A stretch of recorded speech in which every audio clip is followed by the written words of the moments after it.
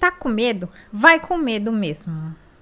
Você já ouviu esse ditado ou esse conselho, no mínimo irresponsável e inconsequente? Olá, eu sou a Camila Covre, eu falo sobre desenvolvimento pessoal e linguagem comportamental. Se você gosta desses assuntos, já siga o canal e deixe seu like neste vídeo para acompanhar os próximos episódios. Esse conselho, né, de vai com medo mesmo, ele pode parecer muito legal, ele é bem intencionado, ele fala para você não paralisar, né, que o medo ele não pode te paralisar, te impedir de seguir a sua vida. Porém, ir com o medo mesmo não é necessariamente o caminho mais inteligente, porque ainda assim, ou o medo te paralisa, ou você vai ficar ali com ele, remoendo dentro de você, mesmo que você esteja andando, porque quando você vai com medo mesmo, você vai com ele junto, né? Você mantém ele ali, você não para olhar o que está acontecendo, o que esse medo está te mostrando, o que esse medo está tentando dizer, né? Porque o medo, ele pressupõe uma consequência negativa, né? Ele pressupõe um castigo, ele pressupõe algo que é ruim. E o que é essa coisa ruim? O que é essa consequência negativa? Muitas vezes é algo que pode fazer com que você tenha contato com uma dor do seu traço de caráter, com uma dor do seu padrão de funcionamento, e mesmo de forma, na maioria das vezes, né, ele é inconsciente, né? Você não fica o tempo todo alerta de que aquilo é uma dor do traço. Você só fica com medo de que, se acontecer algo X, a outra coisa ruim vai acontecer, mesmo que esse algo seja algo positivo. Por exemplo, eu quero viajar para tal lugar, mas eu tenho medo de andar de avião, eu tenho medo, enfim, às vezes tem pessoas que têm medo de ganhar dinheiro, tem pessoas que têm medo de perder dinheiro sem nenhum motivo aparente. E aí a gente se questiona, né, por que a gente fica com esses medos irracionais, né, exatamente essa palavra, irracionais, não pensados, não racionalizados, e ou a gente vai ignorando eles, ou apesar deles, ou a gente paralisa por causa deles. Nenhuma das duas soluções é a ideal. A gente precisa parar e entender o que são esses medos e encarar mesmo. É claro que essa parte do encarar, ela também afeta ali uma dor do padrão do traço, né? Porque muitas vezes a gente vai entender situações que, eu não quero fazer isso porque eu vou desagradar algum parente. Eu não quero fazer isso porque eu quero agradar um parente. Ou eu preciso fazer isso, mas fulano não vai gostar. Ou ainda vários outros motivos vinculados, muitas vezes, quase 100% das vezes, elas vão estar relacionadas às nossas relações, ou a nossa necessidade de controlar o comportamento e a reação do outro, ou a necessidade do outro de controlar ali os meus comportamentos, e a minha dificuldade de dizer não para essa pessoa que está ali impondo a sua vontade, impondo as suas necessidades, e eu vou só reagindo a esse padrão de comportamento ali, a esses padrões de relações ali da minha vida.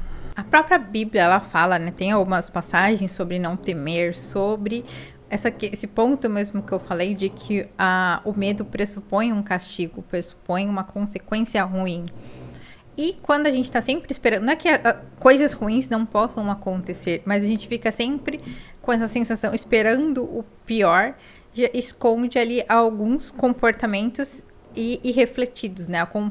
Escondem alguns comportamentos que não estão no nosso pleno controle, no controle da nossa consciência. E quando a gente para e entende que a gente precisa racionalizar, a gente precisa trazer um pouquinho de luz para esse medo, a gente pode ter mais clareza e ver qual é realmente o problema que a gente precisa resolver. Claro que quando a gente olha para os motivos de um medo, muitas vezes a gente se depara com outras circunstâncias que vão gerar outros medos, né? Outras relações que a gente vai precisar enfrentar, outras situações que a gente vai precisar se expor para resolver a causa raiz daquele primeiro medo.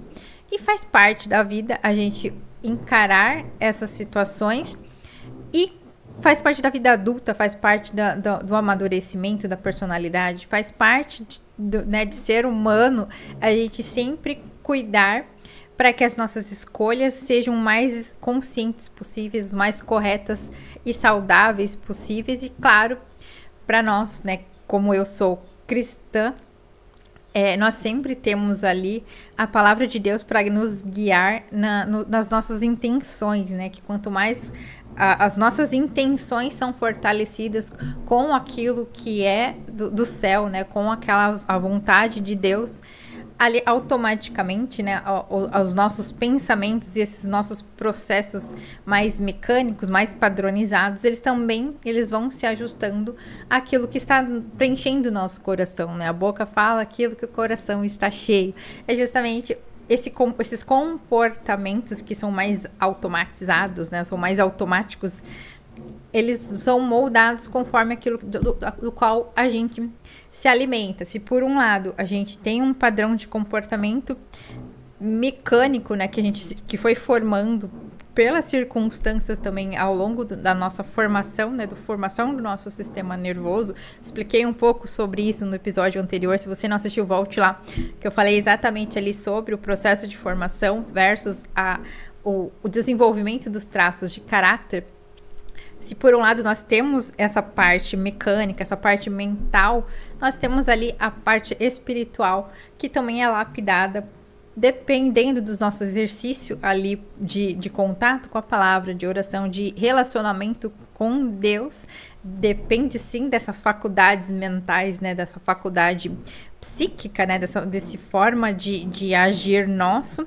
Só que é um exercício que, quando a gente está em contato ali com a palavra de Deus, a gente é alimentado, a gente recebe ali um alimento espiritual que vai renovando os nossos pensamentos, renovando as nossas intenções e, consequentemente, as nossas ações e as nossas escolhas passam a ser mais inteligentes e mais de acordo com a nossa fé, com a nossa crença. Então, quando a gente tem consciência, inclusive, da nossa crença, das nossas crenças, que não são apenas algo que a gente saiu repetindo porque nos ensinaram, quando a gente está consciente disso, a gente fica um pouco mais forte e um pouco mais feliz, né, por assim dizer. Não que a gente vai ficar sempre alegre, tudo lindo, tudo maravilhoso. Pretendo até, inclusive, falar num outro episódio sobre isso, né, sobre essa questão de reclamarem muito, de expor a parte boa e esconder a parte ruim nas redes sociais.